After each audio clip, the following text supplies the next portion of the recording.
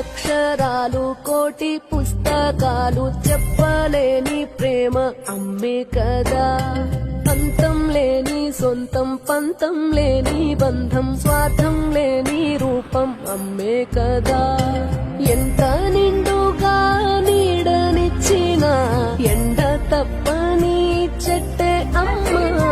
కంటి నిండుగా నీరే పొంగిన రెప్పముయని చూపే అమ్మ.